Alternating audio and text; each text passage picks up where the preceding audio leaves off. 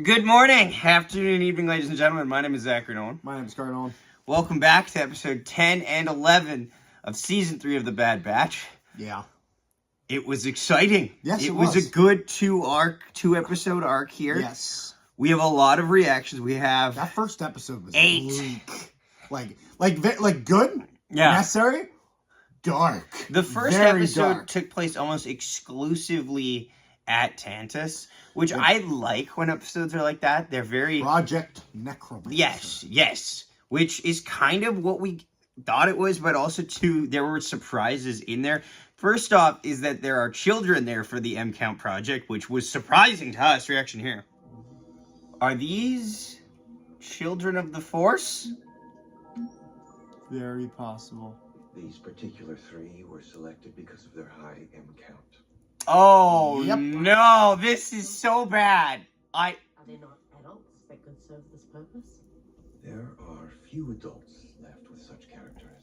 In hindsight, it makes sense, but I didn't expect them to have actually successfully obtained them. It's also interesting how this is like pre-Inquisitorius. Yeah, this is because the Inquisitors they don't have that yet. So and also too, the Inquisitors would be a separate program because the Inquisition worked very much in their own. Well, yeah, because the Inquisition itself was training Force capable for the purpose of hunting down remaining Jedi. This is trying to clone M-Count, which is a whole different ballpark, and which is why I think because the thing is, for a while it was kind of like, okay, like Omega has an M-Count or whatever, but then so do probably a bunch of people like over the galaxy. Why does it have to be her? And so they kind of explained why, because Omega is a clone herself, which means that she has the only cloned midichlorians. Yes, it binds them together, which makes sense. Because the Emperor wants more of that. He wants more of that. He wants sustainability. He wants sustainability. We also get some context on the question about who is getting these M-Count contracts, and it's a great callback from a classic Clone Wars arc where CAD Bane steals children.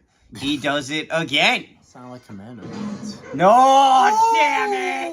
I was about to say Spurs. Where's Spurs? Mr. CAD Bane. Oh, the rightful bastard. And our boy! What was his name? Otto? CAD Bane and Otto. They are Otto's on awesome. brand. Otto's they are very awesome. on brand. Great. They know their job and they do it well. Yes, they do. It was good to see him, honestly. It's funny. People have mixed opinions on how he was treated in Boba Fett, the Book of Boba Fett. You can say that about most characters in that show. But you cannot deny that he was good in an earlier season of The Bad Batch. Absolutely. And still has some pull, shall we say, in the galaxy. It was cool to see him in live action, but he's definitely a character I feel like that generally works better in animation. He does, because a lot of the times, too, when you have such dynamic animated characters, you have such visions of how they need to be portrayed in live action, and unless you dedicate a lot of hours to specifically integrating those qualities, you're going to be left wanting a little bit, which has been left with some characters. Also, we also get a brief appearance from Grand Moff Tarkin, which is great. Good stuff. There's our boy! Tarkin's performance here is good because it also initializes, because it's worth noting that there are so many Star Wars media that takes place between 3 and 4, but by the point of A New Hope, Tarkin's the only dude that gets out of this mess. Like, everyone that he was sitting at the table with, by the time A New Hope is... Gonzo. the credits are starting, everyone is dead, practically. Pretty much. Except maybe one of the other generals make it out. Does Yularen make it through? I don't know. Yularen gets killed on the Death Star, first Death Star. Yes, no, but he's at the table. That's what I meant. Mm. Like, because I know, but then Thrawn comes in and then goes out before, like, in that whole Yeah, span. literally everyone that like has high rank goes out before And this. he goes, and is he governor right now? Governor Tarkin? I think he's governor still. And so eventually he'll move to Moff and then to Grand Moff. Yeah, it's So he still has a bit to go as well. it's hard to. There's also Governor Price, who kind of comes into the picture and then comes out of the picture. There are so many. There's a lot. If you want to know more about Governor Price, the first Thrawn book of the canon Thrawn trilogy, good stuff. A lot of talk about Governor Price in that. There's a lot that comes in and comes out, but the overall thing that gets pushed by having a Tarkin scene is that the Empire is a sum of parts, but those parts are not working in lockstep. There are several departments that just kind of are there. It's kind of like a normal it's like a normal government having to go for funding. Yeah. And like right now, it's the Army versus Navy. Right now, the Empire is really investing in healthcare, but it's not going to be soon after. No. They'll cut that funding That's quick. the health part, the care, not as Yes. much. Also, we get a nice scene where the exchange happens over Coruscant, which is nice. Maybe Tech's the one that already. Or Cody's the one that's already. Wait, Coruscant? Oh! Yeah, we're at Coruscant. Oh! Ooh. Yeah. What? Okay. Okay. Oh, all right. Always good to see Coruscant. Just it's very nice as a center point to give like updates on where the timeline is at, just to see in relation to everything, because Coruscant is a planet that for the most part, once we reach A New Hope, we don't visit Coruscant anymore. Even though Coruscant, in a lot of ways, is kind of the center of... Yes. It is the center of the galaxy. It's a capital city, but it doesn't work as such. It doesn't work as a focal point. Not the originals. In the originals. No. So yeah. That's pretty much where we leave off. We obviously get to see first episode. We see an escape attempt. We see there's 3 kids there. Really kind of funny. They only gave 2 of them lines. The blue alien, they just went, yeah. Kids here. She's gonna build. She's Jenga. gonna play. It's Tetris. It's Tetris. 3D Stop. Tetris. Yes, it's very obviously 3D okay. Tetris. Oh, whoa. Jenga is where you take the blocks off and stack them. Yeah. Tetris is just dropping blocks. Oh, was she dropping blocks? Just dropping blocks. I wasn't paying much. Yes, but there are kids there, and I don't know.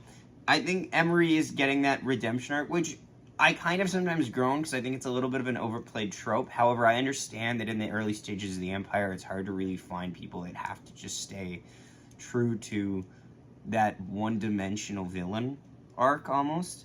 But yeah, we move on to the second episode, which introduces us once again to another clone assassin, and they have... Pretty sure it's the same one from before. Yeah, it is the same one from an earlier episode in the arc. Yeah. But this one also has a very cool ship, which is awesome. Ooh. Okay. What is this evil? I like this evil ship. This is a cool evil ship. Damn. It's like an evil. It's like evil.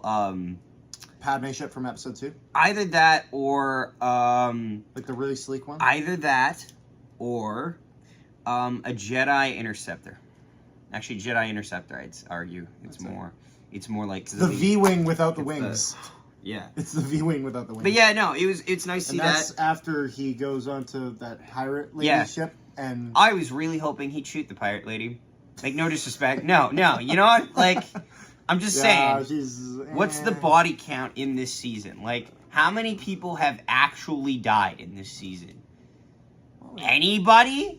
I'm not gonna lie. Anybody? I was kind of surprised that the Empire didn't kill some of the civilians to try to draw Omega out. You would have think they would have But they're a perfectly legitimate government. Why would they kill people, Carter? Yeah, why? Surprised face. Exactly. But yeah, no, it was good to see the inner workings. These 2 episodes are good, but but also too, there are points that I don't want to say set us back in terms of storyline, but also kind of it brings the plot back to a familiar location. First off, The Bad Batch's ship gets blown up, which was a bit surprising. Like, that's a bold decision. Reaction here. He saved Gunk! Oh, He my saved heavens. Gunk! Gunk is saved! Terrorism! Oh, yeah, that shuttle's done, though. That is a bold decision because ships in Star Wars do have a sacredness to them. They are a lot of what makes a character is what they fly. And if a character's ship changes, it also indicates a change in that character. Great example, Mandalorian. Yes, I was gonna stay away from the obvious one. Okay, yes. that's where I was kind of thinking. But yes. But so we'll have to see what kind of, because the thing is that the Empire kind of got rid of all the ships, so I guess they're stealing a gunship to get out. I know that was their original plan. Yeah. Also, Pabu gets attacked. And I have mixed emotions on it because I understand, I like the narrative darkness of it. But that being said, I also thought, I really had a theory that Pabu was a place where a lot of these people were just going to sit for a certain point. Because if you're not planning on killing the Bad Batch, let's pretend that the Bad Batch is planning to live past this series. Because that's a question that is up in the air. Mm-hmm. Where do you put them in the galaxy? Now, there are other things that are being made, for example. Like, for example, I'll give you a perfect example. Mm-hmm. Jedi Survivor ends with Cal Kestis finding another, like, area outside of the established galaxy. That, narratively, makes sense, because you could... Wild space? Oh, it's very complicated. Yeah. Play the fucking game. Yeah. Play the fucking game. Please. Okay. But he gets a place that is literally outside of the Empire's grasp. I see. So it can move him out of the way of the story in a logical matter of just why didn't they do something there, and there. Yep. Pabu was a very good place to be like, why didn't they do something there? It's like, because they're helping a civilization. Now I'm like, I don't know. It was nice. They didn't kill the 3 boy clones, which was good. I think that would have been they didn't kill the mayor. I thought that was thought that boy was a goner. I thought that was an easy one. Also, they do get this cool shot of the Venator coming into airspace, which is great. Oh! No! Oh my god! Damn! That is an amazing shot. The Venator over something was a shot that I wanted badly because it's just always a great shot no matter how you slice it, especially when it cuts off the horizon with the Venator. It's just a great shot. There's a bit of a siege on the... Not as much a siege, it's more of just a forced occupation. Like, just shut this place down until we... Yeah. Yeah, like, they bombed the docks, which makes sense. It's boats, get rid of them. I noticed, too, that they make a different decision here. And rather than have... The last time the Special Clone Assassin worked, he was backed up by a squad of stormtroopers and a squad of clone troopers. No clone trooper squad is led. Enter. There's a couple clone commandos. There is no full-on clone trooper squad, which is something of note because that was a key pivotal moment as to why the plan didn't work last time. Whether or not he actively knows that, it is a truth to that. This all culminates in 2 really good fake-outs. One is the fact that she said I was going to have a transmitter on him, and then they immediately scan her and just take the transmitter away. And I was like, good. Use your brain. Look competent. Look competent, please. The second one was crosshair shooting and missing. And I thought it was a good fake out because you expect he's got to hit it. But also, too, it's nice that some stormtroopers do their job and notice him. Yeah. Like, big up on that. Because if he got that original shot in, I'm sure he hits that. Mm-hmm. But because he had to do it after taking out all the stormtroopers. He misses. Or do you have to shoot the transmitter on?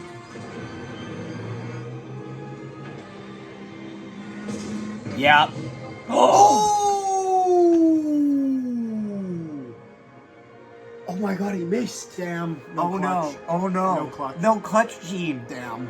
They didn't clone that. I didn't expect him to miss. I thought he would hit it. And it leaves us in a spot that's very interesting because obviously now that means that a lot of the heavy lifting has to be done by Omega and Emery. which is what I think these last That's two what they're episodes leaning were. towards, Like yeah. Identity Crisis, it's important that Identity Crisis literally was just Emery.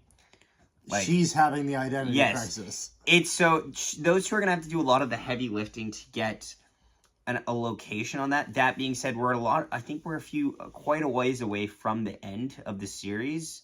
So there's a lot of pieces in terms of who is going to Tantus that I think will be discovered in the upcoming episodes rather than necessarily what's going to happen to get them off Tantus. There'll be a framework, but they won't be exploiting that completely. Yep. Yeah, that was our thoughts on these two episodes. They were good. Good stuff. They were good stuff. Thanks so much for watching. Please subscribe and leave a like on the video. Comment down below your thoughts, and we will see you next time. How did my father die? Like a panther.